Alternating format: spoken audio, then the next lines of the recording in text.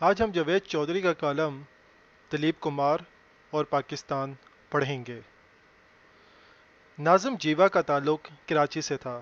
پاکستان میں 70 کی دہائی میں تھیلیسیمیا کا مرض بڑھنے لگا تو جیوا صاحب نے فاطمید فاؤنڈیشن کے نام سے این جی او بنائی اور تھیلیسیمیا کے شکار بچوں کے لیے خون جمع کرنا شروع کر دیا۔ فاؤنڈیشن آہستہ آہستہ پھیل گئی۔ یہ کاروبار کے سلسلے میں بھارت جاتے رہتے تھے۔ دلیپ کمار مرحوم کے ساتھ ان کا رابطہ تھا۔ یہ 1987 میں ممبئی میں دلیپ صاحب سے ملنے اور انہیں پشاور میں فاطمید کے سینٹر کے افتتاح کی دعوت دی تھی۔ دلیپ صاحب مان گئے۔ یہ اپریل 1988 میں پہلی بار پاکستان تشریف لے آئے۔ میاں نواز شریف اس وقت پنجاب کے وزیر اعلیٰ تھے۔ میاں شریف اور نواز شریف دونوں دلیپ صاحب سے ملے اور یوں شریف فیملی کا دلیپ صاحب سے رابطہ استوار ہو گیا۔ دلیپ صاحب دوسری بار 1992 میں شوکت خانم ہسپتال کے فنڈ ریزنگ کے لیے پاکستان آئے۔ میاں نواز شریف وزیر اعظم تھے۔ حکومت نے دلیپ صاحب کو اسٹیٹ گیسٹ کا پروٹوکول بھی دیا اور اس کی بے انتہا خدمت بھی کی۔ شریف فیملی اور دلیپ صاحب کا تعلق اس دور میں مزید گہرا ہو گیا اور یہ دونوں ایک دوسرے کو فون بھی کرنے لگے، کارڈز اور خط بھی بھجوانے لگے۔ یہ رابطہ 1998 میں دو ملکوں کے درمیان رابطہ بن گیا۔ بھارت نے 11 مئی 1998 اور پاکستان نے 28 مئی 1998 کو ایٹمی دھماکے کیے اور جو دونوں ملک ایٹمی طاقت بن گئے۔ میاں نواز شریف دھماکوں کے بعد لندن چلے گئے۔ دلیپ کمار ان سے ملاقات کے لیے لندن آئے۔ شریف فیملی نے انہیں اپنے گھر میں ڈنر کی دعوت دی۔ بیگم کلثوم نے اپنے ہاتھ سے کھانا بنایا اور دلیپ صاحب کو پیش کیا۔ دلیپ کمار کھانے کے بہت رسیا تھے۔ وہ بہت اچھا کھانا کھاتے تھے اور اسے خوب انجوائے کرتے تھے۔ دلیپ صاحب نے کھل کر کھانے کی تعریف کی اور اس کے بعد میاں نواز شریف سے کہا کہ مجھے حاشیہ آرائی نہیں آتی، لہٰذا میں کھل کر بات کرتا ہوں۔ مجھے آپ کے پاس وزیر اعظم اٹل بہاری واجپئی نے بھجوایا ہے۔ انڈیا پاکستان کے ساتھ کشمیر سمیت تمام ایشو پر بات کرنا چاہتا ہے۔ واجپئی چاہتے ہیں کہ ہم اپنے تمام اختلافات ختم کر کے نئی ملینیم میں داخل ہوں۔ میاں نواز شریف نے دلیپ صاحب کا شکریہ ادا کیا اور کہا، ہم دونوں اب ایٹمی ملک ہیں۔ ہم نے اگر اپنے اختلافات کا کوئی پیس فل سلوشن نہ نکالا تو برصغیر میں ایٹمی جنگ ہو جائے گی، لہٰذا آپ ڈائلاگ شروع کریں، ہماری طرف سے آپ کے لیے دروازے کھلے ہیں۔ دلیپ کمار خوشی کے ساتھ واپس روانہ ہو گئے۔ اٹل بہاری واجپئی نے 1998 کے آخری سرمائی میں بیک ڈور پالیسی کے لیے اپنی نیشنل سیکیورٹی ایڈوائزر برجیش مشر اور میاں نواز شریف نے نیاز اے نائک کو نامزد کر دیا اور دونوں کے درمیان ڈائلاگ شروع ہوئے۔ پاکستان نے اس دوران دلیپ کمار کو نشان امتیاز دینے کا اعلان کر دیا۔ دلیپ کمار نے واجپئی سے مشورہ کیا اور بھارتی وزیر اعظم کی اجازت سے نشان امتیاز لینے کے لیے پاکستان آئے۔ یہ ان کا پاکستان کا تیسرا دورہ تھا۔ دلیپ کمار کی شروعات کے نتیجے میں اٹل بہاری واجپئی 20 فروری 1999 کو بس پر لاہور آئے۔ مینار پاکستان کے نیچے کھڑے ہو کر نظریہ پاکستان کی تائید کی اور خطے میں نئے تعلقات کی بنیاد رکھ دی، لیکن بدقسمتی سے ڈائلاگ شروع ہونے کے 2.5 ماہ بعد کارگل کا واقعہ پیش آ گیا اور پاکستان اور انڈیا کے درمیان جنگ چھڑ گئی۔ کارگل وار کے سٹارٹ میں وزیر اعظم واجپئی نے میاں نواز شریف کو فون کیا اور ناراض لہجے میں کہا، میاں صاحب، واجپئی میاں نواز شریف کو ہمیشہ میاں جی کہتے تھے۔ میں کھلے دل کے ساتھ آپ کے پاس آیا تھا، لیکن آپ نے میری پیٹھ میں چھرا گھونپ دیا۔ میاں نواز شریف اس وقت تک کارگل کی صورتحال سے واقف نہیں تھے۔ یہ حیرت کا اظہار کرنے لگے۔ واجپئی نے اس کے بعد کہا، میرے پاس آپ کے ایک دوست بھی بیٹھے ہیں، آپ ان سے بھی بات کر لیجئے، اور چند سیکنڈز بعد دوسری طرف سے دلیپ کمار کی آواز آئی اور انہوں نے کہا، میاں صاحب، آپ لوگ جب بھی بھارت کے بارے میں کوئی فیصلہ کیا کریں تو یہ ضرور سوچ لیا کریں یہاں 20 کروڑ مسلمان رہتے ہیں اور آپ کی غلطیوں کا خمیازہ بیچارے ہندوستانی مسلمان भुगतते हैं। नवाज शरीफ ने दिलीप कुमार और वाजपेयी को यकीन दिलाया कि मैं कारगिल ऑपरेशन से वाकिफ नहीं हूँ, मैं सूरत हाल मालूम करके आपसे रब्ता करूँगा। वाजपेयी ने इनकी इस बात पर यकीन कर लिया और कहा, मेरा बंदा लाहौर में आपसे मिलेगा और आपको एक टेप देगा, आप वो सुन लें, आप बात समझ जाएंगे। फ़ोन के 2 दिन के बाद ब्रजेश मिश्रा ने रायवंड में मियां नवाज शरीफ से मुलाकात की और इन्हें टेप दी। टेप में army chief general Parvez Musharraf और chief of general staff general अजीज़ की गुफ्तगू थी।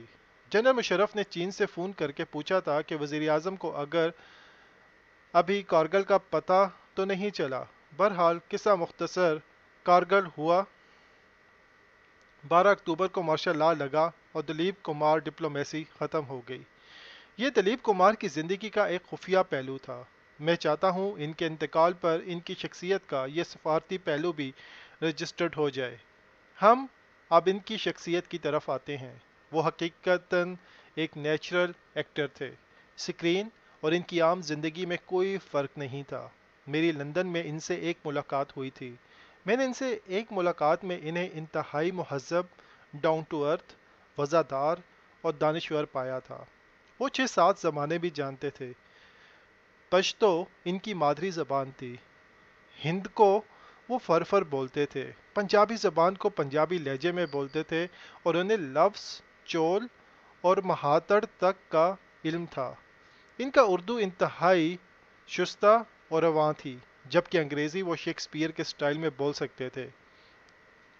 दिलीप साहिल बोल चाल के दौरान हैरत का इजहार नहीं करते थे।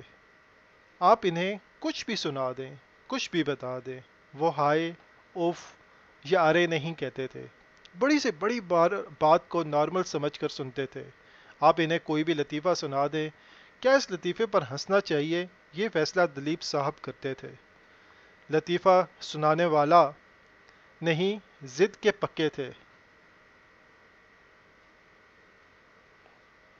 मुग़ल आज़म की रिकॉर्डिंग के दौरान हिंदुस्तान के मशहूर डायरेक्टर और मुग़ल आज़म के प्रोड्यूसर के आसिफ इनके घर आने जाने लगे।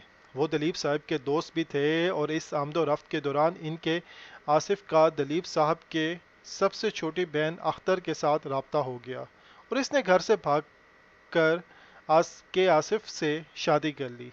दलीप साहब को बहन अख्तर से बहुत प्यार था, लेकिन वो इसके बाद कभी अपनी बहन से नहीं मिले। मधुबाला हिंदी सिनेमा की खूबसूरत तरीन हीरोइन थी। ये दोनों एक दूसरे के आशिक भी थे। छोटी सी बात पर नाराज़गी हुई और दलीप साहब ने फिर कभी मुड़कर इसकी तरफ नहीं देखा। वो बेइंतहा जिम्मेदार इंसान भी थे। अपने 11 बहन भाइयों की परवरिश की और इन्हें पूरी ज़िंदगी सपोर्ट भी करते रहे। वालिद फ्रूट के व्यापारी थे। ये खुद भी फ्रूट का कारोबार करते रहे। अमली ज़िंदगी में इंडियन आगाज़ इंडियन एयरफोर्स के मेस में सर्विंग बॉय से किया था।